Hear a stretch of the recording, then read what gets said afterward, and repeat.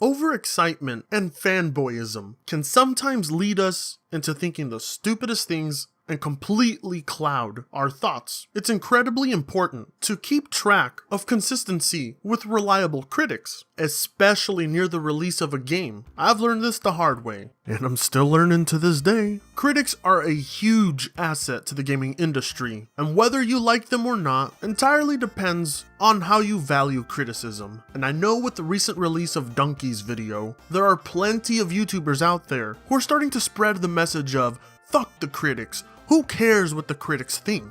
Even though that clearly wasn't the point of Donkey's video, nor its intentions. Because believe it or not, we live in a world where we can criticize the critics. But a specific individual who has put complete faith into an upcoming game has now taken it upon himself to publicly tell Sega, fuck the critics, don't listen to them, listen to us. Now if you don't know who Sega is that company that makes and publishes Sonic games. And from analyzing in this video, you can clearly tell that this young YouTuber has a hard dick for Sonic. And I can't blame him, the classic Sonic games are some of my favorite games of all time. But even then, I will always listen to what the critics have to say, especially if I'm looking forward to a new Sonic game, which I haven't in over 10 years. Because if I see a pattern amongst all of those critics, or the majority of them, then that will influence my purchasing decision. But this young man, who I feel is a bit misguided and yet has a lot to learn about the gaming industry, is very vocal about telling Sega to not care for what the critics have to say or think. So, let us jump right in. So before E3, Sonic Forces,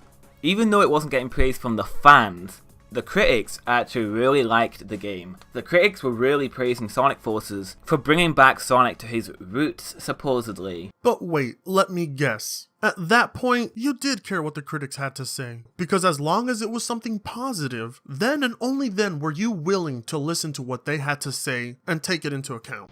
We never heard anything about Sonic Forces being bad before E3, and then even during E3, the critics weren't saying anything negative about the game. They were saying it was good and everything. And that was your first mistake, embracing all the positivity and all the praise, unaware that critics can change their mind once they play more of a product or get more hands-on experience with that product. And while the first few hours and minutes of a game can leave a good impression, the rest of the game can be inconsistent or lacking, and it's things like that that can cause critics to change their mind on how they perceive a product. The mistake you made was taking those positive comments before any real review was released. But then, a couple of weeks after E3, that's when it all started. Sonic Forces got some really sudden hate. And there's your second mistake, disregarding criticism as pure hatred or sudden hatred. Because your mentality is this: I don't get it. The critics were saying they liked it, but it's almost as if they changed their minds. And then the minute you hear them saying anything negative about this game that you are extremely hyped for, then at that point, you choose to disregard anything they have to say and just call it hatred. And a good example of this is the Nintendo Life video. This video just trashed the hell out of Sonic Forces. And this isn't the only thing. There's so many articles saying Sonic Forces is bad, Sonic Forces isn't going to be that great. And I just find this really weird. This is where I'm inclined to believe you may possibly be a fanboy. Because looking at the headlines of those articles that you screenshotted, I don't see them say upfront that Sonic Forces is bad. All I see are criticisms. In fact, the word bad isn't even used. Only a fanboy would read these criticisms and perceive it as hatred. Just take a look at this one that you screenshotted. First impressions, Sonic Forces feels rough, and being shown off in the same room as Super Mario Odyssey certainly didn't help its chances. Poor design elements that have plagued the series for years are still present, making us question whether Sonic was ever any good in the first place. I fail to see any hatred here. All I see is an honest criticism of the game from a hands-on experience. It also doesn't help when I go searching for this Nintendo Life video, and all I see are fair criticisms from someone who genuinely loves the Sonic games and understands that they haven't been good for a while. And it's unfortunate that this man had to delete the video, because when you go down to the comment sections of any of the re-uploads, all of it is plagued with Sonic fanboys, not accepting any criticisms and just calling the man a dumb idiot. And you look like a fool for calling his criticism trashing the game. Because again, only a fanboy would perceive it as that. Like, all of a sudden everyone hates Sonic Forces, but they praised it before? That's really weird. You know, it's almost like they changed their minds. Almost as if they got more hands-on experience with the game to give better criticisms. Huh. So in this video today, we're going to be discussing Sonic Forces and the critics, and why they've just suddenly turned on the game. So let's begin with this video. Let's be real here. This isn't going to be a discussion. This is going to be you venting. Because we're not going to reach any point. At the beginning of this video, you've already made your point, and that point is that the critics just hate Sonic, and there's no other explanation. That being said, I'm still intrigued to see how you're going to vent about this, even though you haven't had hands-on experience with the game yet, and therefore you can't even form an opinion around the game, but you know. So something that is going to affect Sonic Forces is obviously Sonic Mania. Sonic Mania looks like every fan's dream of a Sonic the Hedgehog game. It's just getting so much praise, it's doing everything right, and this game is definitely going to overshadow Sonic Forces. You know, it sounds like that might possibly be the better game. But the assumption you have that it's going to affect Sonic Forces is ridiculous. The way Sonic Forces is going to be received is completely up to the game's merits, which the critics have said there isn't many of. Oh, of course, that's right. You don't believe Sonic Forces is bad, or has any flaws, even though you haven't played it, so therefore, it's all gonna be Sonic Mania's fault. Because, you know, darn that good game. It's going to overshadow the game I want to play, the one that could possibly be bad. Everyone is going to be comparing Sonic Forces to Sonic Mania. I even made a video myself on that, but when Sonic Forces is out, it's going to be compared to Sonic Mania so much, it's going to be like, Sonic Mania is a masterpiece, Sonic Forces pales in comparison. Well, they're both Sonic games, and if one is better, there's going to clearly be a comparison between the two. They're both Sonic games. That's going to happen, and this is definitely going to affect, you know, the review scores and everything. That is a completely ridiculous theory. Are there going to be comparisons between the two? Probably. But Sonic Forces is going to be reviewed as its own standalone product, just like Sonic Mania. Both the review scores will be based on what they are solely. Do you honestly expect the reviewers to just deduct 5 points from Sonic Forces because Sonic Mania is better? That's not how reviews work. If Sonic Mania does turn out to be a good game, and a better game, and Sonic Forces turns out to be a disappointment and a bad game, then there's going to be comparisons between the two in order to make judgments on what one failed to do what the other could. That doesn't mean that because Sonic Mania is good, Sonic Forces will get a low review score. Sonic Forces will get a review score based on how good or how bad it is. But even then, we must draw a comparison, otherwise we wouldn't have a way to set a standard. When Sonic Forces releases, I guarantee you the review scores will be mediocre. I'm gonna guess around 60s to 70s, stuff like that. But do you think that the review score will be that because Sonic Mania will be the better game, or because Sonic Forces might just be mediocre or bad? You don't think that maybe perhaps it could be the latter of the two? And it's going to disappoint Sega, because they thought they were doing it right. Well, you know, if Sega maybe didn't milk the living fuck out of Sonic and actually worked on a better IP. They've been basing the games, like making the games on the critics. They definitely have been. Like, you can just see it. No. Legit criticisms made towards the series and some game design choices from well over 26 years ago have still not been addressed, and it is a reoccurring problem with the series. Suddenly trying to go back to a time when Sonic was well received, while simultaneously trying to please their modern fans, is a huge burden for Sega. The problem with Sonic games in this current day and age, at least in my eyes, is that Sega is perhaps trying to please the fans too much. And rather than put Sonic on the sidelines for a while, and I don't know, maybe work on another Phantasy Star or another Streets of Rage. They instead tried to milk Sonic by providing nothing but pure fan games and fan service. Sorry, I know I'm getting off tangent. Let's continue. The critics loved Sonic Colors, so we'll make another game like Sonic Colors. The critics and the fans loved Sonic Colors. I think that's a little detail you're missing there. They love Generations, let's make a game like Generations. They're giving us Colors level design, and they're giving us classic Sonic from Generations, because that's what the critics liked. Once again, another game loved by the critics and the fans. You're oversimplifying things here, and you're assuming that it was solely the critics that liked these games, even though it was a mixture of critics and fans. What the critics loved about those two games were clearly based on the level design and the mechanics. By looking at all review scores and seeing how consistent they all are across the board, we can come to the conclusion that the design choices and colors and Generations were done right, and that's why the critics loved them. And the chances are that those design choices and Sonic Forces might not be as good, and therefore the critics are panning the game currently. So that's what they're putting into the game. They're hoping to win the critics back with Sonic Forces.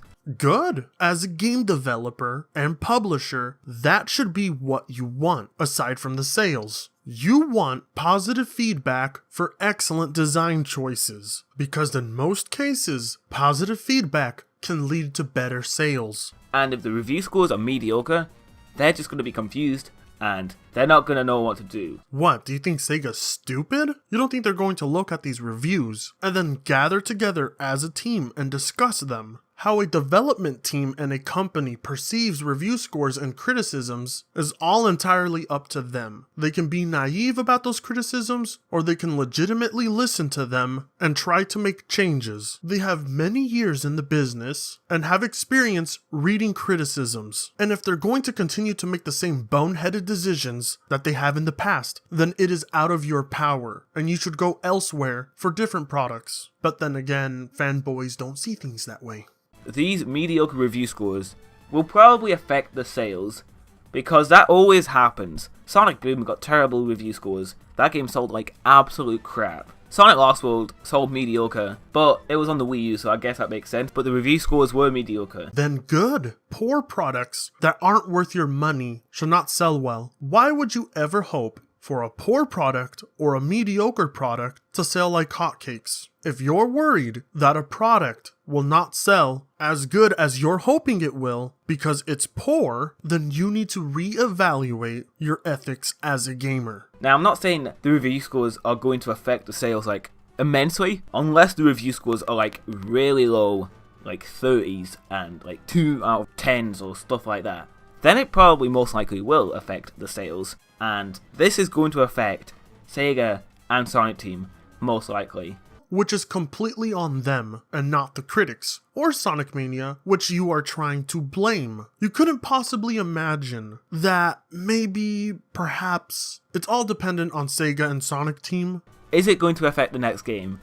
What will they do for the next game after getting these mediocre review scores? Well, hopefully they'll stop milking the Sonic franchise and focus on the IPs that they abandoned years ago. Because they're going to be so confused, they don't know what the fans want.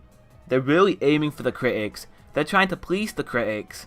And I just find that really stupid. And that's why you're not a critic. And thank God for that. Your views on the entirety of this matter are through the eyes of a fanboy. Whether you want to admit that or not, you are attempting to tell Sega to disregard all critics and focus solely on what the fans want, when the majority of fans are fanboys with not a single clue to what good game design is. Sega's constant pandering of the Sonic fanbase, whether that's the old Sonic fans or the newer Sonic fans, should not be the focus. Their main focus should always be on good game design, and they need those valid criticisms provided to them by the critics, who have years of experience playing dozens of platformers. Your idea that Sega should not listen to the critics and shouldn't take into account what they say for the fear of low or mediocre review scores and less sales is not helping the series. It's damaging it.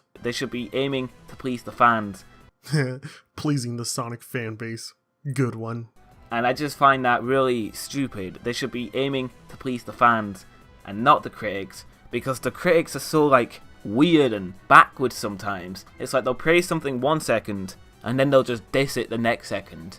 And it's just super weird that Sega and Sonic Team would focus on pleasing them more than pleasing the actual fans themselves. No, that's completely stupid. Obviously, when it comes to attempting to sell a game, there needs to be a slight amount of fan service in there, or an attempt to please the fans. Obviously. But building a game solely dedicated to trying to please your fan base will limit the audience you can appeal to, and the only people that will continue to buy that product are dedicated fans, or fanboys. Sega's constant pandering to people like you does not allow them to make the game they want. What developers should make is what they desire. It is their art. By now I'm sure that Sonic Team is sick to death of the Sonic series. And the more they focus on pandering, the more they're going to end up hating their creation. So I really do think Sonic Team need to forget about the critics for now, and just aim on making a good Sonic game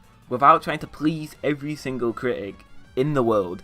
Obviously, their aim isn't to try and please every single critic in the world. That's a ridiculous assumption, and it's an impossibility. But knowing the Sonic fan base, I legitimately do think Sega would have a better chance at pleasing every single critic in the world than they would at pleasing every single fan. Just aim on making a Sonic game that is good. That is all they need to do. Forget about the critics, Sega, and focus on making a good Sonic game. That is what they should do. And do tell me, genius, how exactly would Sega know if that Sonic game is good if they're just going to ignore the critics? Are they going to listen to the fans, the clueless ones, or are they just going to instinctively know that it's good? Who is going to make the judgment on whether this game is worth your money or not? Who is going to bring up points about the game being good and bad? Who are the people that are going to point out the flaws so that Sega knows what to correct next time? You see how critics are important now? Or are you perhaps suggesting that that judgment should be put into the hands of fans like you? Fans that want the game to sell well, even if it could quite possibly be bad. Or fans that feel it's far more important to have the game pandered to them than allow for the developers to be creative and use their talents. I'm sorry, but I don't think you know what a good Sonic game could be. And that's why you're not a critic. Being a critic is hard. You have to be willing to be harsh on a game. You have to be willing to receive backlash from crazy people that only want you to say good things about the game. It takes time, it takes effort, and it takes experience. And that's why the critics are important. They can point out inherent flaws, and they can point out what good game design is. The only thing you can point out is whether Sonic's arms are blue or tan. So that is pretty much everything I have to say. The critics are just suddenly hating Sonic Forces. What's going to happen in the next coming months, I just don't know. So let me know what you guys think in the comments below. What do you think about the critics and Sonic Forces? Do you think they're backwards? Do you think they're justified? Let me know. Thank you for watching this video, and I'll definitely catch you all later. Well, in my honest opinion, I think all of your statements are unjustified, because not only do you not have hands-on experience with the game and are forming an opinion of it already, but you are also perceiving criticism as hatred, and that's a completely ridiculous thing to do. It just proves that you are not capable of being a critic. But I'll finish it off with this. I don't think you're that dumb, nor do I think you're a bad person for saying what you said. I think there's much wisdom for you to gain from this video. You are knees deep in the Sonic fan base and with your Sonic fanboyism to a harmful degree. There's still a lot for you to learn about the gaming industry and about critics, but I think it's far more important for you to realize that you are a fanboy, and because you are a fanboy, you're bound to say some retarded shit. And all I simply want is the honor of pointing out that retarded shit so that you can learn. And again, I don't think you saying these things makes you a bad person. I simply think it makes you naive. Anyway, with that being said, Discord, specifically my Discord, join it. It's the best way to get in contact with me, and I'm very active there if you ever want to talk to me. And then there's Twitter, the place where I talk shit the most. And currently Steam, once again, still a full friends list, so if you guys want to trade me stuff to level me up, hey, never know, I might add ya. Also, my P.O. box is down in the description below if you ever feel like sending me a letter or some gay shit like that. And as always, it's been great seeing all of you and your gorgeous sexy faces, and I will see you all again very soon.